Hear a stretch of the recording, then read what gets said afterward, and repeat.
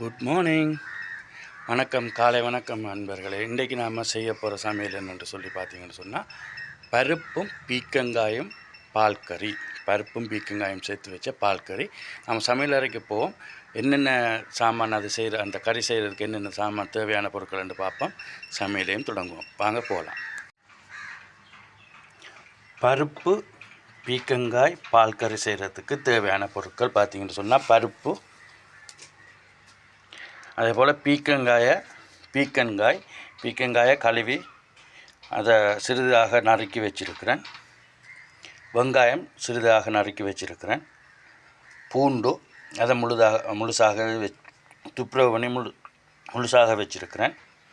கொஞ்சம் வரமிளகாய், சோம்பு, கடுகு, கருவேப்பிள்ளை, சீரகம், வெந்தயம், சிறிதளவு எண்ணெய், உப்பு, பழப்புளி, தேங்காய்ப்பால், முதலாம் பால், இது 2ஆம் 3ஆம் தேங்காய்ப்பால்.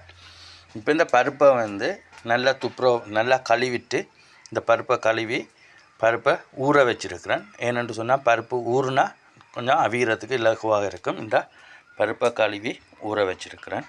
இதுதான் நம்மளுக்கு தேவையான பொருட்கள். வாங்க சமையலுக்கு போகலாம். அடுப்பில் வானலியை வச்சாச்சு, சட்டியை வச்சாச்சு. சட்டியில் நாங்கள் சிறிதளவு எண்ணெய் போட்டுக்கொள்வோம்.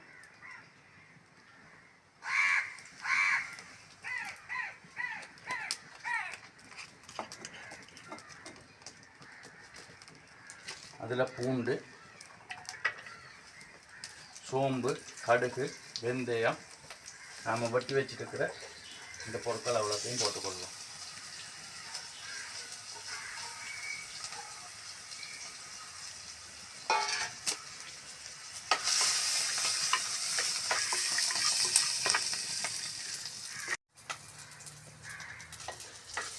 இப்போ நம்ம வானலியில் போட்ட அவ்வளோத்தையும் தாளிச்செடுத்துட்டோம். இப்போ கழுவி வச்சுருக்கிற பருப்பையும் அந்த தண்ணியோடு அப்படியே போடுவோம்.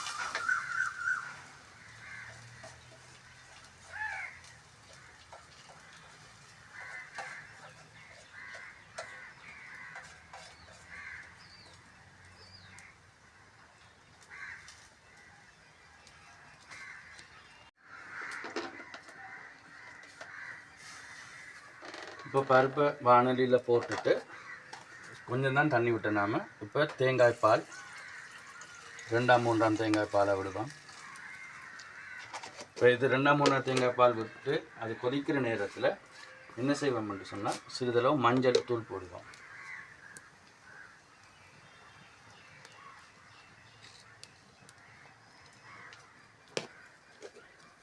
இப்போ அதோட நறுக்கி வச்சுருக்கிற பீக்கங்காயும் போட்டுடுவோம். இப்போ பருப்பு நல்லா வெந்து வரட்டும், பீக்கங்காயம் வேகட்டும். அது வரைக்கும் நாம் என்ன செய்வோம்னு சொன்னால் அடுப்பை மூடி விடுவோம். சட்டியை மூடி பருப்பை கொதிக்கிறதுக்கு விடுவோம். ஏன் பருப்பு கறி ஆக்குற நேரம் ஏன் உப்பு போடுறல் என்று சொன்னால், பருப்பு கறி ஆக்குற நேரம் உப்பை போட்டோம்னு சொன்னால் பருப்பு அவிகிற நேரத்தில் பருப்பு இலகுவாக அவியாது, மற்றது வெகுறுன மாதிரி இருக்கும். வெகுற மாதிரின்னு சொன்னால் திமித்த மாதிரி இருக்குது. அதனால் உப்பு போட்டு பருப்பு அவிக்கிறல்ல, பருப்பு கறி ஆக்குற நேரத்தில் தான் அது பருப்பு நல்லா வெந்து வந்ததுக்கு பிறகு தான் உப்பு போடணும். இப்போ பீக்கங்காயம் அதுக்குள்ளே ஏன் போட்டதுன்னு சொன்னால், பருப்போட பீக்கங்காய் அவிகிற நேரம் நல்லா சாஃப்டாக நல்லா அவிஞ்சு மசிஞ்சு இருக்கும். அதனால் அது டேஸ்ட்டாக இருக்கும். அதனால தான் பீக்கங்காயோட போட்டு அவிச்சிருக்கு. அதே நேரம் நம்ம தாளித்த சாமான்கள் வெங்காயம், வெந்தயம் அதுகளோட பருப்பை போட்டு அவிச்சதுக்கு காரணம் என்னென்னு சொன்னால், அந்த டேஸ்ட் அதுக்குள்ளே இறங்கும் பருப்போடு இருக்கும். இல்லாட்டி சில பேர் என்ன செய்வாங்கன்னு சொன்னால், இலங்கையில் பருப்பு கறியை ஆக்கிட்டு இந்த பொருட்கள் எல்லாம் தாளிக்கிற பொருட்கள் எல்லாம் தாளித்து அதுக்குள்ளே கொட்டுவாங்க பருப்புக்கு மேலே. அப்படி கொட்டினாலும் டேஸ்ட்டாக இருக்கும். அந்த நேரத்தில் தாளித்து போட்டு அப்படியே வலித்து போடுற நேரம் எண்ணெய்த்தன்மை மேலே இருக்கும். இதில் அப்படி இல்லை, சிறிதளவு எண்ணெயை போட்டு நல்லா தாளித்து பிரட்டி எடுத்ததுக்கு பிறகு தான் போடுறோம். அதனால் எண்ணெய்த்தன்மை குறைவாக தான் இருக்கும். இது பீர்க்கங்காயில் பார்த்தீங்கன்னு சொன்னால் சோடியம், பொட்டாசியம், மெக்னீசியம், புரோட்டீன், அதே நேரம் vitamin B6, vitamin C, iron, இந்த சாமான்கள், இந்த கனிப்பொருட்கள் நம்மளோட பீர்க்கங்காயில் இருக்குது. இந்த பீர்க்கங்காயில் பார்த்திங்கன்னு சொன்னால் மலர்ச்சிக்கல், சிறுநீரக பிரச்சனை இருப்பவங்க, மற்ற நீர் பிரச்சனை இருப்பவங்க, இவங்களுக்கு இது லேசாக நல்ல ஒரு சிறந்த உணவு. மற்றது இலகுவாக சமைக்கலாம். இதை பீர்க்கங்காயை பருப்போடு போட்டு தான் சமைக்கணுமென்று இல்லை. பீர்க்கங்காய் கூட்டு வைப்பாங்க, பீர்க்கங்காய் பொரியல் வைப்பாங்க. ஆனால் பருப்போடு சேர்த்து சமைச்சதுக்கு காரணம் என்னென்னு சொன்னால் கொஞ்சம் டேஸ்ட்டாக இருக்கும். மற்றது எங்கள்கிட்ட கிடைச்சது நாங்கள் ஒரு சிறிதளவு பீர்க்கங்காய்ன்றதால புரதத்தன்மையும் கொஞ்சம் கூட இருக்கிற பருப்போடு நாங்கள் அதை போட்டு சமைச்சிருக்கிறோம். அதே நேரத்தில் இதில் கார்போஹைட்ரேட் இருக்குது. சுகர் 5% தான் டோட்டல். அதாவது முழு உணவுலையும் பீர்க்கங்காயில் இருக்கிற முழு உணவுலையும் நீர், அந்த சீனித்தன்மை, அதாவது சுகர்னு சொல்லுவாங்க. அந்த சுகர் கார்போஹைட்ரேட்டில் இருக்கிற சுகரில் 5% சுகரும் இதில் இருக்குது. அப்போ இலகுவான ஒரு உணவு. இப்போ டயபெட்டிக்காராக்கள் பீர்க்கங்காய் சாப்பிடக்கூடாது இல்லை, தாராளமாக சாப்பிடலாம். அவங்களுக்கு மிக நல்ல ஒரு உணவு. இப்போ பீர்க்கங்காய் சமைக்கிறத பார்த்து கொண்டிருக்கோம். பீர்க்கங்காயும் பருப்பும் வாங்க அடுப்புக்கு போகலாம். இப்போ பார்த்தீங்கன்னு சொன்னால் பீர்க்கங்காய் நல்லா பருப்பு வெந்து வந்துட்டு அதில் அந்த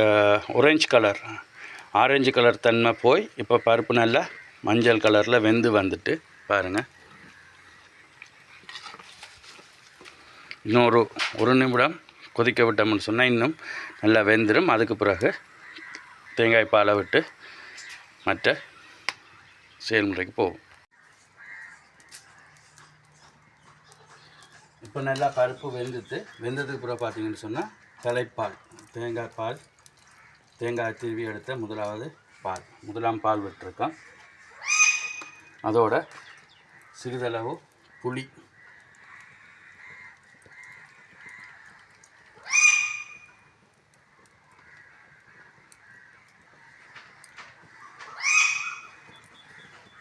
அதே போல் சிறிதளவு உப்பு.